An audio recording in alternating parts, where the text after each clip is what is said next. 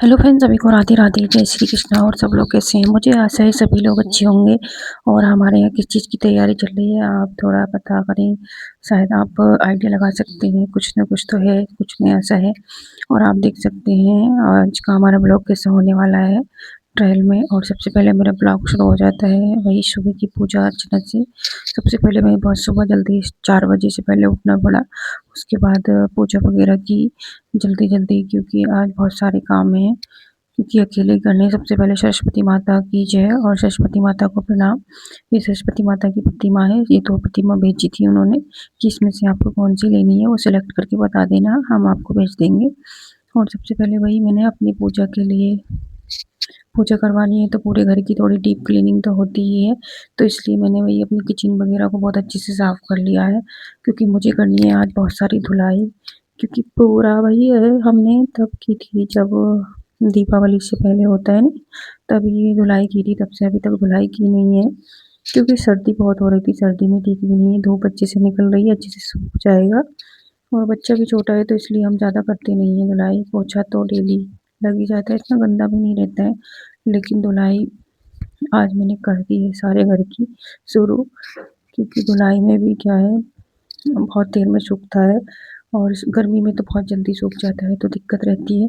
इसीलिए मैंने जल्दी जल्दी से सुबह में सबसे पहले धुलाई का ही काम किया था, जल्दी उठने के बाद, क्योंकि मैंने सोचा जल्दी से सूख जाएगा, बच्चे फिसल के न गिरे। और बड़े भी गिर जाते हैं अगर ज़्यादा ऐसे रहता है ना, पानी में डर रहता है। इसलिए मैंने किचन को पहले धुला, फिर मैंने पानी वगैरह चलाती रही ऊपर को, ताकि पानी ख़त्म ना हो जाए, क्योंकि लाइट का इसी रहता है, लाइट आती जाती रहती है।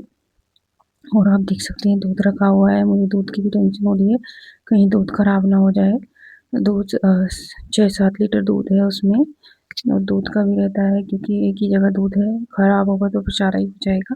इसलिए मुझे और जल्दी हो रही थी। और कपड़े वगैरह तो मैंने 1 दिन पहले धुल लिए थे, क्योंकि कपड़े पहले धुल रहते हैं तो फिर सही रहता है। कुछ काम 1 दिन पहले कर लेने चाहिए, एक साथ करते हैं तो नहीं हो पाता है। कई लोग होते हैं तो कर लेते हैं, जब हमारे घर में हमें ही करना है तो हमें थोड़ा दिक्कत होती है अकेले करने में, क्योंकि पूरे घर को मैनेज करना थोड़ा आसान तो नहीं होता है, और मुश्किल भी नहीं होता है, हो ही जाता है काम, क्योंकि अपने तरीके से हमें पता होता है कैसे करना है, किस काम को पहले और किसको बाद में करना होता है।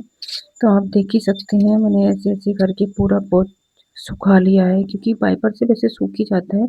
और अब सबसे पहले मैंने दूध को उबालने रख दिया है, दूध को उबालने के लिए बहुत टेंशन हो रही थी। फिर मैंने अब मेरा अंदर की धुलाई हो गई थी, क्योंकि बाहर तो काफ़ी धूप निकल रही थी, तो मैंने पेड़ वगैरह में पानी डाला, क्योंकि सर्दी में पेड़ भी सब खराब हो गए हैं, जो भी मेरे छोटे प्लांट हैं। अब मैं नए प्लांट लेके आऊँगी, छोटे-छोटे प्लांट लेके क्योंकि कोहरा आता है सर्दी में तो ख़राब हो ही जाते हैं।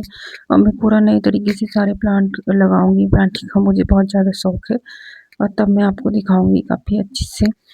क्योंकि सब खराब ही हो रखे थे, पत्ते भी हैं, सारी पत्तियाँ अजीब-सी हो गई हैं। और मैंने धुल दिया है सबको, सारी पत्तियों को अच्छे से साफ़ कर दिया है, क्योंकि पत्तियों पे बहुत ज़्यादा डस्ट सी जम जाती है, उसको साफ़ कर दिया है। फिर मैंने वाइपर से पूरा जीना भी, जो सीढ़ियाँ थी उनको भी कर दिया है, क्योंकि उनमें भी फिसलने का रहता है।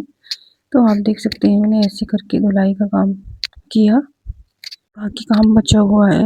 और मैं लगातार ऐसे ही लगी हुई हूँ, क्योंकि धूप निकल रही है तो निकलती रहती है, तो थोड़ा काम भी जल्दी हो जाता है, क्योंकि सूखने लगता है ना, नहीं तो सूखने का रहता है। क्योंकि मैंने सोचा जल्दी-जल्दी पहले धुलाई का ही काम कर दिया जाए, क्योंकि अब मैं कर लेती हूँ यही अपनी वॉश बेसिन वगैरह साफ़ यहाँ पे, क्योंकि मैंने पहले लगा के रख दिया था हार्पिक वगैरह, क्योंकि उससे पूरी डस्ट हट जाती है, क्योंकि उससे आसान हो जाता है काम करना। तो ऐसे करके मैंने पूरा ऐसे करके इसको लगाया, तो कुछ साफ़ हो गया था बहुत एकदम से, बहुत कम ही हाथ लगाने की ज़रूरत पड़ी।